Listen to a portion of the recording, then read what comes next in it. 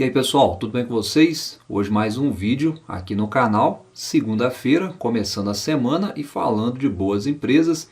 Então vamos direto, ao que interessa, que são as empresas. E se você se interessa por esse tipo de conteúdo, já se inscreve no canal e ative as notificações. Vamos lá, começar hoje falando aqui da CSN Mineração, conforme vocês me pediram para trazer alguns comentários. A empresa está bastante esquecida no momento, o mercado deixando de lado.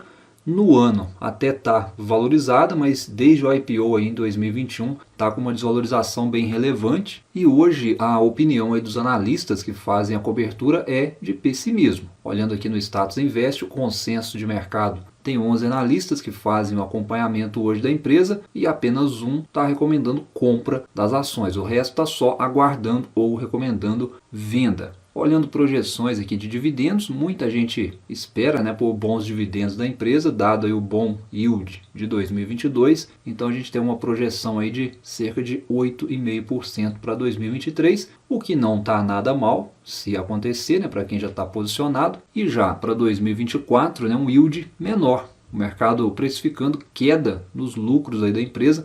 A gente já está até observando isso, não é de hoje. Olhando aqui no RI da empresa, quem é a CSN Mineração? É a segunda maior exportadora de minério de ferro do Brasil. Então aqui já nos diz tudo, Ela precisa de bons preços de minério no mercado. E hoje não é o caso, Veja que ela vende praticamente toda a sua produção no mercado externo. Inclusive, o primeiro trimestre foi de sinais de retomada, sim, com volumes de venda melhor do que os reportados um ano atrás. O minério até voltou a subir no trimestre e começou-se ali a acreditar que a China iria pisar no acelerador, mas até então, expectativa frustrada e o mercado penalizando a ação em cima disso. Falar de CSN Mineração é o mesmo aí que falar de Vale, por exemplo. As duas aí seguem muito essa tese do preço do minério de ferro no mercado internacional. Elas dependem exclusivamente da commodity e da demanda internacional. E aí, para quem perguntou qual vale mais a pena, CSN Mineração ou Vale, hoje os indicadores de Vale chamam mais atenção e pode talvez estar mais descontada, embora os gatilhos aí para as duas empresas seja o mesmo, na minha opinião.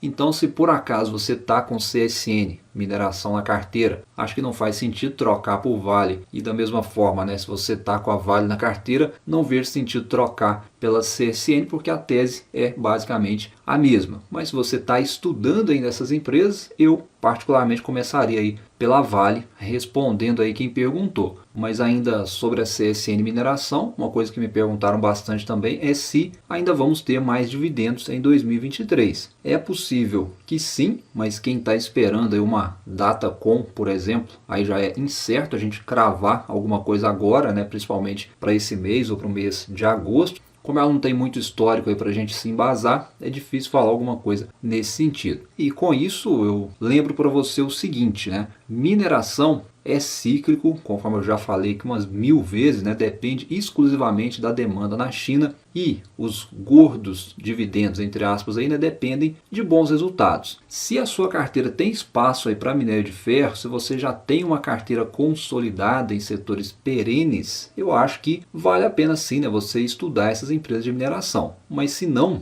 é melhor ficar de fora, principalmente se você é impaciente, Aqui são cases de paciência e tem que ter um pouquinho de estômago também, porque é bem volátil. Bom, e dito isso, agora comentando brevemente algumas outras empresas com alguns gatilhos se armando, digamos assim, daqui para frente, que vocês têm também me perguntado hora e outra sobre algumas empresas. Vamos falar aqui um pouco da Cosan, empresa de muita expectativa do mercado, vem se valorizando, e na minha opinião é exatamente isso, expectativa, essa valorização, porque o resultado da empresa hoje não justifica ainda essa alta, o resultado está bem ruim aí em 2023, só que o mercado está precificando alguma coisa. O que seria, Acho que a própria palavra que eu citei, expectativa sobre crescimento. Então, será que agora vai? Essa foi a pergunta que eu recebi. Então pode ser que sim, vamos ter paciência também, vamos tentar entender um pouco, Vejam que a receita líquida da empresa ela vem crescendo aí exponencialmente, ou seja, aqui é uma holding,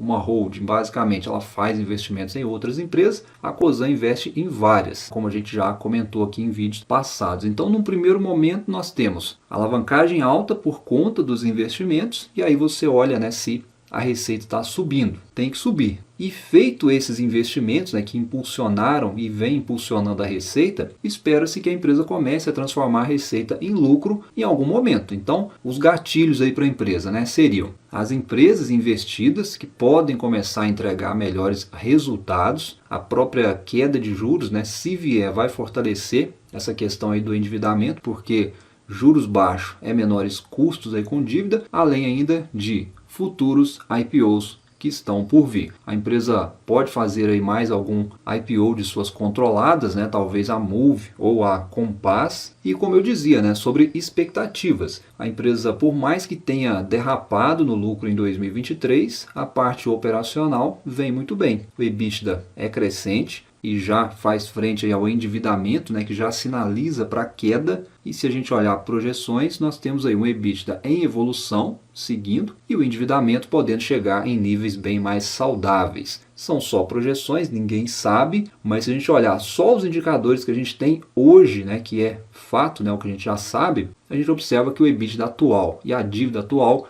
já é um sinal muito positivo de que a empresa tem um negócio gerador de resultado. E os gatilhos que eu citei podem ir, né, se desprendendo, digamos assim, daqui para frente.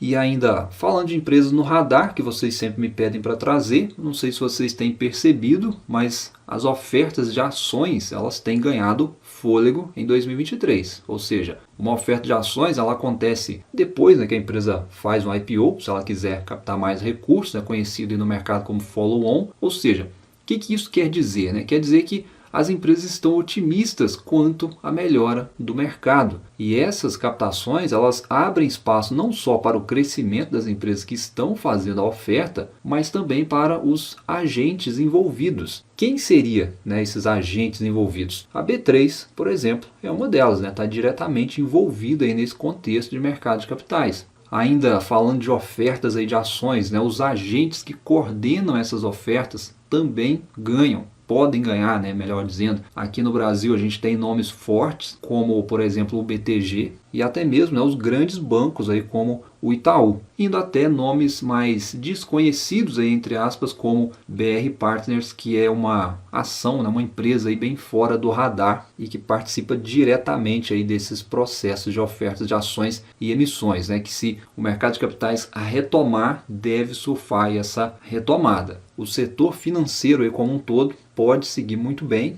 Tem empresas muito sólidas e que certamente estão deixando para trás aí um momento de estresse muito grande do mercado como foi até 2022. Né? Talvez novos horizontes se abrindo aí para o setor daqui para frente. E uma outra empresa aí que vocês pediram para que eu trouxesse alguma coisa, um breve comentário aqui, Intelbras é mais uma empresa muito pouco comentada aí no mercado, mas aqui é setor de tecnologia, onde a empresa trabalha aí com sistemas de segurança, né, redes com produtos aí para conexão à internet, além de comunicação, controle de acesso, indo até energia e energia solar, aí com painéis solares. Talvez o negócio mais promissor no longo prazo da empresa seja esse. Embora a parte aí de sistemas de segurança, né, sejam a maior composição da receita. Né? São diversas fontes de receita da empresa dentro do setor de tecnologia e olhando aqui para as cotações, pode sim estar num preço interessante. Se a gente pensar que se o ciclo de queda de juros vier mesmo, né, vai dar um gás a mais aí para as tech aqui do nosso mercado. E aqui, apesar de ser uma empresa recente na bolsa, ela tem entregue bons resultados. Né? Isso aí é um fato. A receita e o lucro vem bem,